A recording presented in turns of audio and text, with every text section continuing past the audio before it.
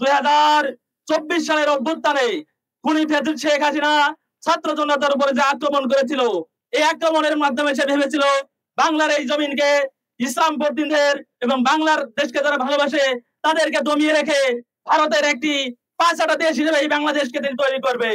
কিন্তু বাংলাদেশের আপামর জনতা এটি হতে দেয়নি, এটি হতে দেয়নি তারা। কারণ বাংলাদেশের মানুষ যুগে যুগে অপশাসনের বিরুদ্ধে, অন্যায়ের বিরুদ্ধে রুখে দিয়েছে। সম্মানিত ভাইয়েরা, 2024 অভ্যুত্থানে যে সকল জনতা এই অভ্যুত্থানে সরে গিয়েছে তাদের সকলের আমরা ধন্যবাদ ও মোবারক জানাচ্ছি। যে সকল ভাইরা শহীদ হয়েছে তাদের শাহাদাতের সর্বোচ্চ মর্যাদা কামনা করছি।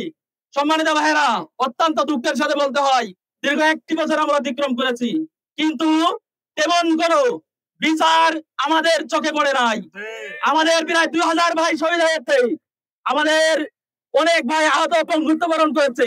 2000 ভাই যদি শহীদ হয়ে থাকে, 2000 ভাই শহীদের সাথে 2000 লোক জড়িত থাকার কথা, কিন্তু একটা ভাই একজনকে কোনো ফাঁসি নিশ্চিত করা হয়নি। বাংলার জনগণ এই ধরনের বিচার মেনে নেবে না। বাংলার জনগণ চাই 2000 যে শহীদ হয়েছে, 2000 শহীদ হওয়ার কারণে 2000 লোককে ফাঁসি নিশ্চিত করতে হবে যারা 2000 শহীদ হয়েছে। সম্মানিত ভাইরা, দীর্ঘ 1 বছর আমরা অতিক্রম করছি, কিন্তু আমরা কি দেখতে পাচ্ছি? আমাদেরকে এখন জুলাই অভ্যুত্থানের সনদের জন্য, জুলাই অভ্যুত্থানকে সংবিধানে অন্তর্ভুক্ত করার জন্য আমাদের এখন কথা বলা লাগে। এর চেয়ে লজ্জার আর কি আছে বলেন?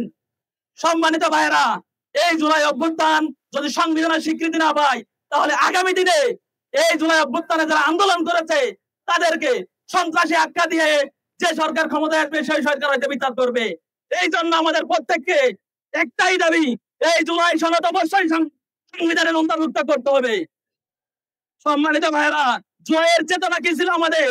জুলাইয়ের চেতনা ছিল একটি বৈষম্য মুক্ত সমাজ, যেখানে থাকবে না কোনো লুটপাট, যেখানে থাকবে না ধর্ষণ, যেখানে থাকবে না চাঁদাবাজি। জুলাই অভ্যুত্থানের পর আমরা কি দেখতে পাচ্ছি? ওদিকে লুটপাট, ওদিকে চাঁদাবাজ, ওদিকে ধর্ষণকারীরা। ছাত্র শিবির, বাংলাদেশ জামায়াত ইসলামী থাকতে এই ধরনের লুটপাটকারী, ধর্ষণকারী, চাঁদাবাজকারীদের এই বাংলার জন্য ঠাই হবে না ইনশাআল্লাহ। বাংলাদেশ জামায়াত ইসলামী ইসলামী ছাত্র শিবিরকে মৌলবাদী বলেন বা ধর্ম নিয়ে ব্যবসা করেন, এই ধরনের কথা বলেন, এদের উদ্দেশ্য করে বলছি বাংলাদেশ জামায়াত ইসলামী ইসলামী ছাত্র ধর্ম নিয়ে ব্যবসা করে না।